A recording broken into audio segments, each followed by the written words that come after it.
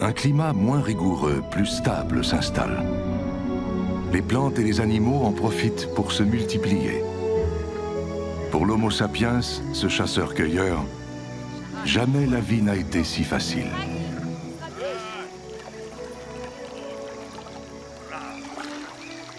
Ces hommes sont ingénieux, curieux, inventifs, toujours prêts à tirer parti de la nature. Côté intelligence, ils n'ont rien à nous envier. Ils ont le même cerveau que nous, le même cœur, les mêmes gènes. Biologiquement, ils sont exactement ce que nous sommes. Ils sont 3 à 4 millions à se partager la planète. C'est l'âge d'or du chasseur-cueilleur.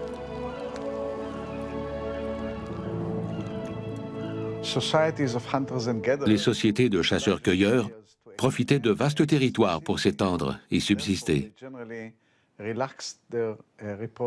Ils se reproduisaient donc plus.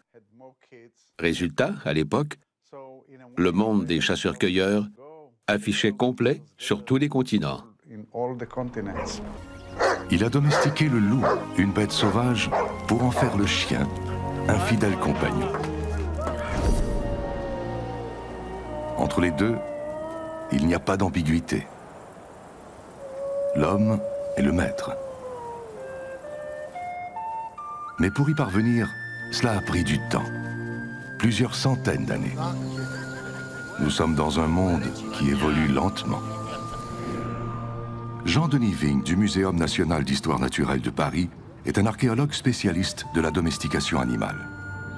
Il est possible que ce soit instauré progressivement une espèce d'entraide entre les loups et les hommes qui avaient à peu près les mêmes gibiers, des stratégies de chasse très évoluées, des hiérarchies sociales qui pouvaient, à la limite d'une certaine manière, réagir en complémentarité. Et le chien, finalement, est rentré dans ce système social de l'homme, peut-être autant que l'homme a souhaité qu'il y rentre pour lui apporter une aide pour la chasse, ou bien simplement de la chaleur, puisque c'est un très bon chauffage, un chien. Hein. En hiver, ça chauffe bien quand on dort tous ensemble. L'image mythique de l'homme nomade, c'est celle du bon sauvage qui voyage et qui découvre des territoires inconnus. En fait, Homo sapiens voyage par nécessité. Une question de survie. S'il peut subsister à un endroit, il y reste plus longtemps. Ce nomadisme a été en fait très diversifié. Quelquefois, c'était un vrai nomadisme avec des arrêts tous les 3 jours. Et d'autres fois, c'était des arrêts vraiment saisonniers avec déjà une espèce de petite implantation. Homo sapiens cherche le meilleur territoire pour vivre. Plus le territoire est riche, moins il a besoin de voyager.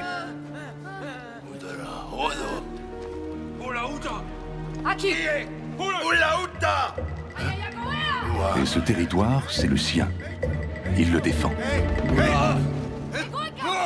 Les derniers chasseurs européens se battaient. Et probablement qu'ils se battaient parce qu'ils présentaient eux-mêmes des tendances vers la sédentarité. Autrement dit, ils voulaient s'installer dans certains endroits où ils pouvaient chasser, pêcher, en toute tranquillité, cueillir des plantes. Donc, on s'est battu pour avoir les endroits les plus intéressants. Une région de la planète va devenir le théâtre privilégié de cette révolution tranquille qui changera à jamais le rapport de l'homme avec la nature. Le croissant fertile au Proche-Orient. Une bande de terre. Les premiers villages sont des villages de chasseurs-cueilleurs, mais des chasseurs-cueilleurs très évolués. Dans les huttes de pierre, les nomades venus d'ailleurs découvrent un véritable garde-manger. Des graines, de la farine, des légumineuses. Car les gens du croissant fertile sont de formidables cueilleurs. Ils sont friands de pistaches, d'amandes, de lentilles, de pois chiches, de petits fruits. Ils sont capables de moudre l'orge et le blé sauvage pour en obtenir de la farine.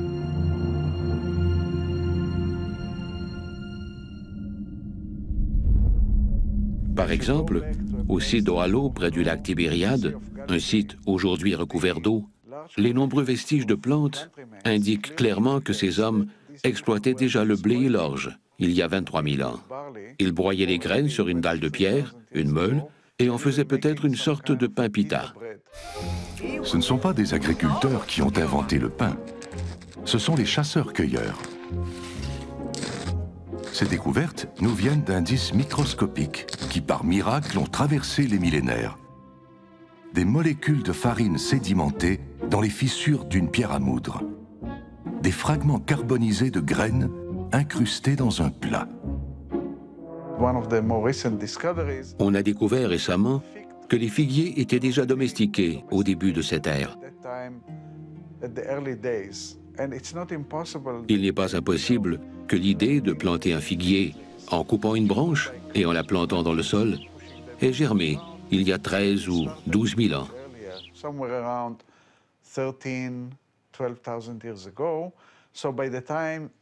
Donc, à l'époque des premiers villages, il y a environ 11 000 ans, il y avait des figuiers.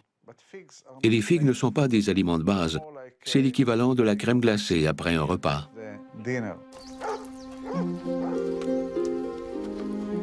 Autre surprise, les chasseurs-cueilleurs.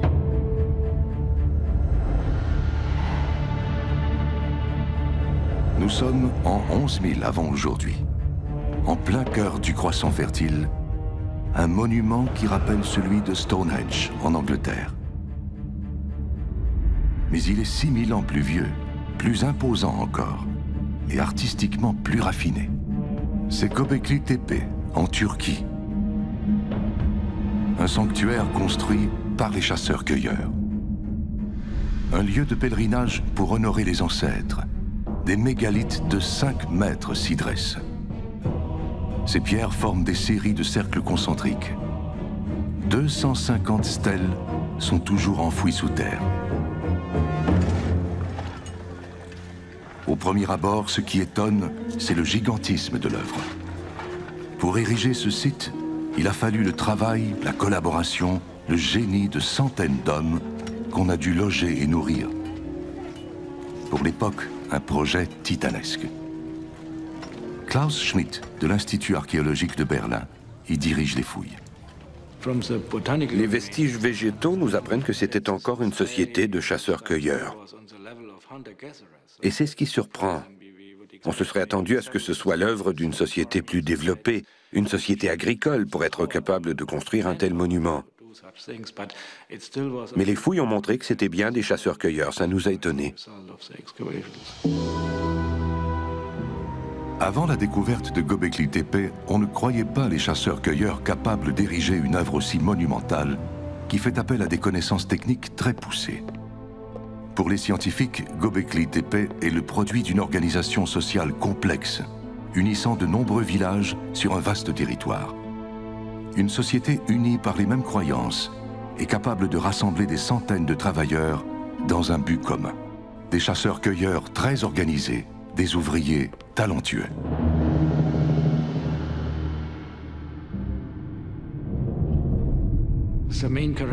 La principale caractéristique de Göbekli Tepe est le fait que ces cercles sont constitués de piliers mégalithiques mesurant de 4 à 5 mètres de haut et d'un poids de 5 à 10 tonnes.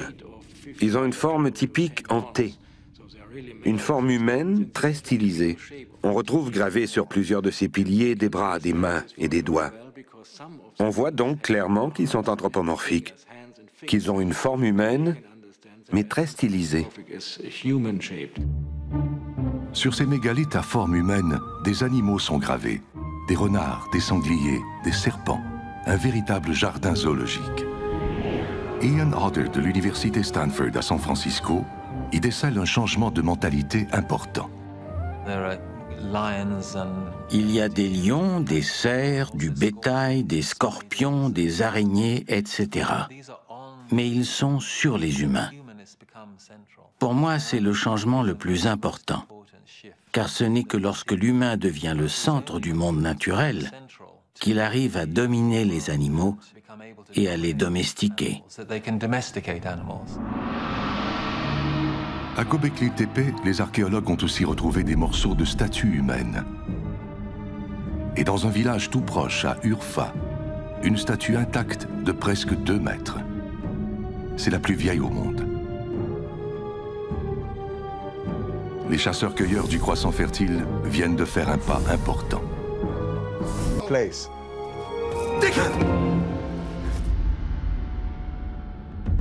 Au Proche-Orient, ces villages se multiplient. Parfois, ils atteignent des tailles considérables comme Abu Huraira en Syrie, Aïn Ghazal en Jordanie ou encore Çatal Uyuk en Turquie.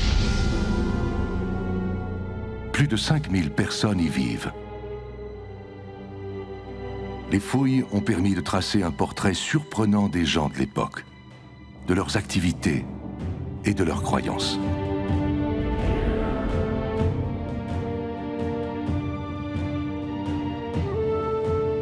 Çatal Uyuk, un village au cœur d'une région riche en plantes, en gibier et en poissons. Un village à l'architecture insolite. Il n'y a pas de rue. Des échelles permettent aux habitants de circuler de maison en maison. Pour y accéder, il faut entrer par le toit, par l'ouverture qui tient lieu de cheminée. Un monde déroutant. Çatal Uyuk est constitué d'un grand nombre de maisons entassées les unes sur les autres. Les gens se déplaçaient sur les toits, d'une maison à l'autre. Entre les maisons, on jetait parfois des déchets. Il n'y avait pas d'espace public.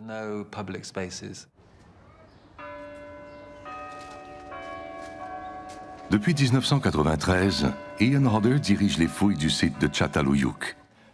Assez étonnamment, ses recherches n'ont trouvé aucun indice d'une hiérarchie sociale, aucun palais, aucun bâtiment plus important que les autres. Toutes les maisons se ressemblent à Çatal Uyuk parce que c'était une société égalitaire. Il n'y avait pas de différence marquée de statut ou de richesse. On ne trouve pas de résidence de chef ou de palais. C'est très courant au sein des sociétés comme celle-là du point de vue ethnographique.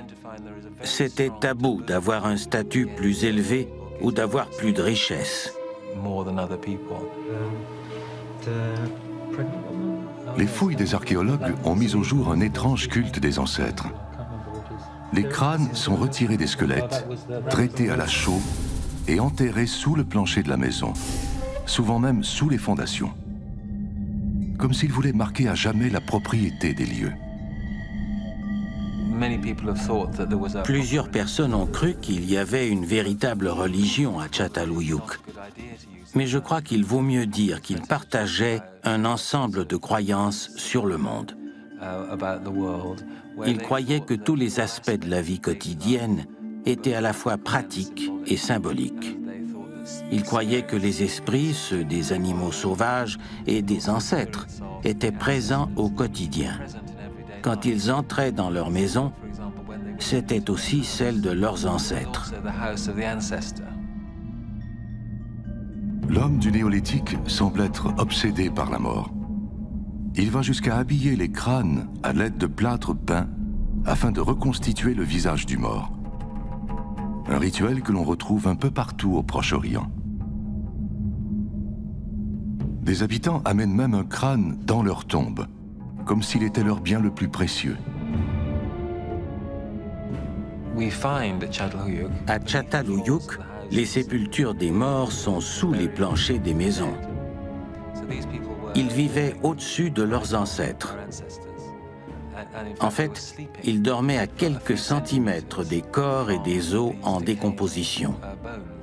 C'est une proximité avec la mort qui semble très étrange de notre point de vue. Une autre trouvaille à Çatal Uyuk, cette statue d'une femme obèse. À ses pieds, 2 léopards. En archéologie, cette statue est une véritable icône.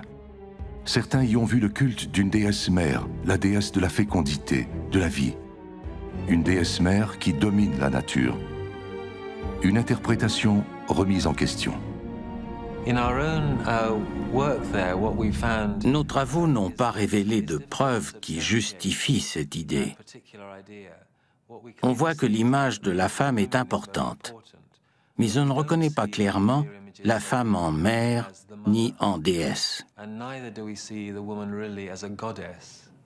On discerne une femme puissante qui possède d'autres attributs.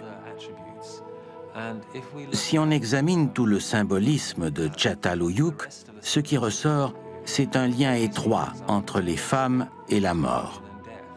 Les femmes semblent être les gardiennes des morts. Elles en prennent soin.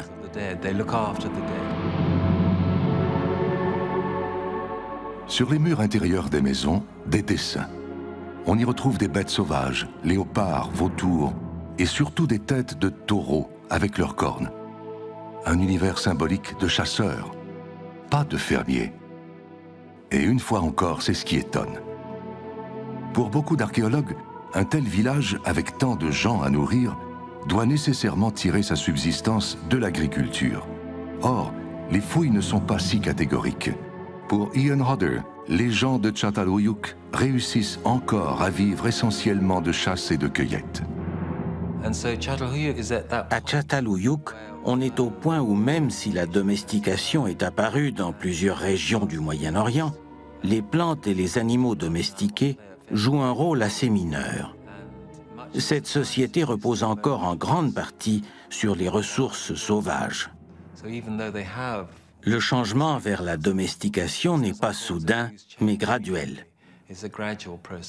La vie sociale à Çatalhöyük ne tourne pas du tout autour des plantes et des animaux domestiqués.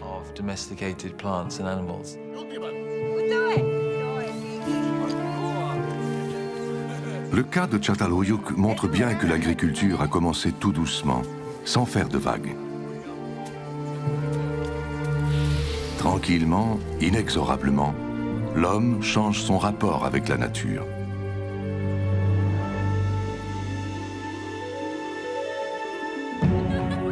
Dans ce monde en évolution, l'agriculture émergera lentement.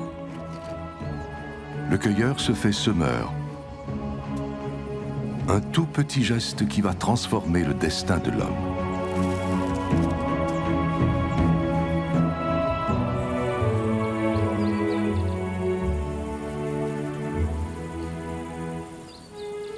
Il y a 9000 ans. Selon moi, on ne peut pas affirmer qu'un événement particulier s'est produit. Le processus a été long. C'est la conjonction de toute une série d'éléments réunis par le fait du hasard qui a entraîné l'agriculture inopinément. Il n'y a pas eu d'intention manifeste.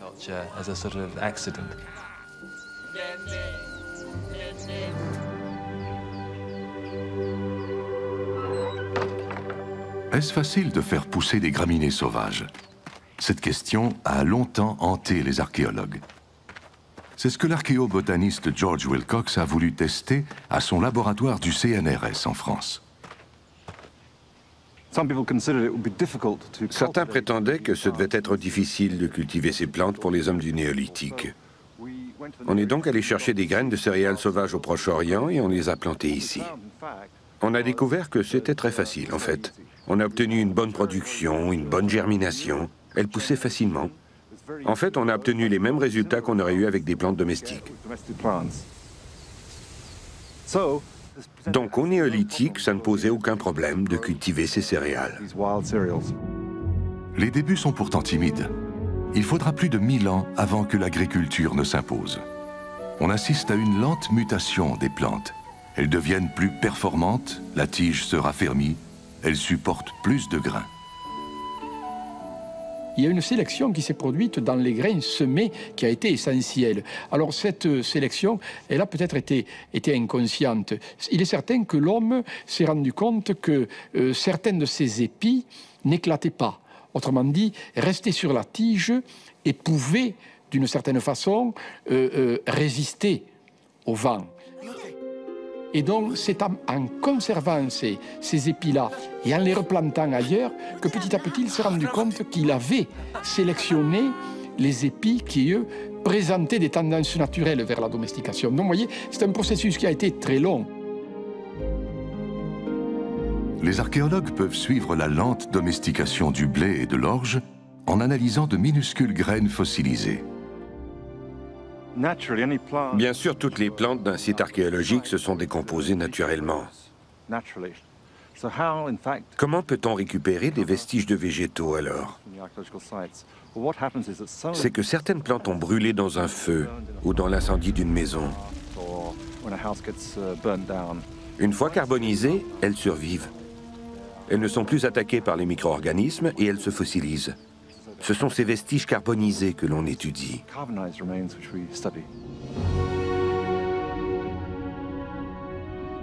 Ces plantes améliorées sont adoptées par les populations le long de l'Euphrate.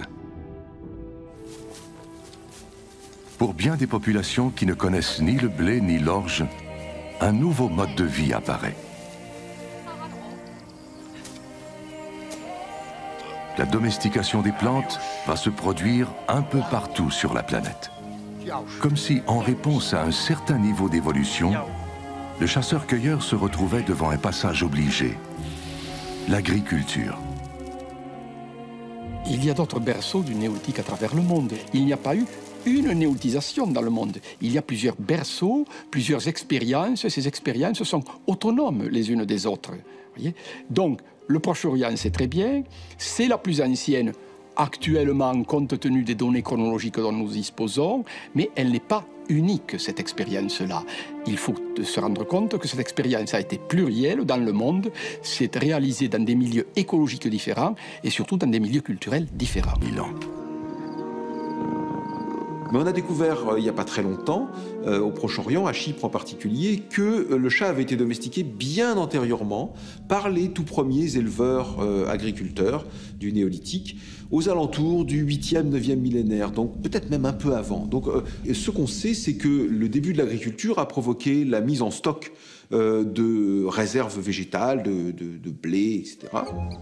Et que ces réserves végétales ont attiré les souris, les premières souris que nous, scientifiques, on qualifie de commensales, mais que vous qualifieriez de parasites parce qu'elles viennent manger notre nourriture. Eh bien, ces premières souris ont été finalement probablement un fléau très tôt au début de l'agriculture. Et les chats, sans peut-être qu'on le veuille, une fois de plus, les chats, les renards, tous les petits carnivores qui se nourrissent principalement de souris ont été attirés dans les villages, naturellement. Ils y sont rentrés. Et l'homme a sans doute perçu assez rapidement le parti qu'il pouvait tirer de cette situation. Dans le croissant fertile, on retrouve aussi à l'état sauvage la chèvre, le mouton, le porc, le bœuf, des animaux bien connus des chasseurs. Il n'est pas certain qu'on ait voulu d'abord les domestiquer pour leur viande. Entre 8500 au Proche-Orient, le début de la domestication, et 7500, les hommes possédaient des animaux domestiques, mais ne les utilisaient pas pour la viande, ou presque pas. La chasse restait de loin la principale source de viande. Donc ça valait bien qu'ils en fassent autre chose de ces animaux. Qu'en ont-ils fait? À partir du moment où on sait qu'ils ont exploité le lait, on peut se dire, ça c'est quelque chose qu'on ne peut pas obtenir d'un animal sauvage. On peut l'obtenir que si on possède l'animal à la maison, entre guillemets. Et donc, cette exploitation laitière peut avoir été une cause de la domestication. En génération, une sélection se fait. De sauvages, ils deviennent domestiques. L'apparition de l'élevage se fait à un rythme très lent. La chasse existe toujours. Il faudra des siècles avant que l'élevage la détrône et devienne le principal fournisseur de viande. Les archéologues le déduisent des changements morphologiques qu'ils rencontrent chez les restes des animaux. Les premières modifications morphologiques des animaux domestiques sont intervenues sans que l'homme le veuille réellement, sous l'effet de cette mise en confinement, mais de vraies modifications morphologiques, alors notables, avec des changements de forme des cornes par exemple, de fortes diminutions de taille, un raccourcissement de la face, sont intervenus aux alentours de 7500 avant Jésus-Christ. Donc 10 siècles après le tout début de la domestication dans l'état actuel de nos connaissances. Et alors ça signe vraiment un grand changement, à mon avis, au Proche-Orient, c'est que les hommes sont vraiment devenus des éleveurs. Avant, c'était des chasseurs qui avaient des animaux domestiques, et à partir de ce moment, ce sont des vrais éleveurs, parce que c'est aussi le moment où finalement la principale source de viande de ces sociétés vient de l'élevage et non plus de la chasse. L'homme étend son pouvoir sur la nature. Il se l'approprie de plus en plus. L'appropriation, il y a une question de naissance de la propriété, on s'approprie des animaux, ça c'est évidemment l'expression d'une modification des mentalités humaines, ça fait aucun doute. C'est-à-dire qu'on s'autorise tout d'un coup à s'approprier la nature. C'est une rupture dans l'histoire des mentalités, parce qu'avant cette période, l'homme se considérait, comme toujours dans ces sociétés de chasseurs, comme égal aux arbres, au tonnerre, aux ruisseaux et aux animaux. Et là, à partir du moment où il se situe dans ce mécanisme d'appropriation, il crée une hiérarchie verticale dans laquelle il est naturel d'inscrire l'homme, les animaux, les végétaux, et puis de mettre au-dessus, pour se déculpabiliser quand il le faut, une divinité, et puis tout en bas, des pierres qui vraiment n'ont aucun cœur. Après l'élevage, son complément essentiel, l'agriculture a maintenant sa recette et ses ingrédients. Partout où elle s'installe, elle triomphe. En Europe, l'agriculture gagne 25 km à chaque génération, repoussant de plus en plus les peuples nomades. Elle traîne avec elle un monde différent, plus individuel, plus complexe.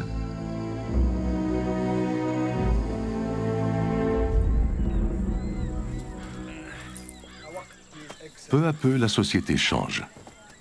Il y a 6000 ans, dans le Croissant fertile,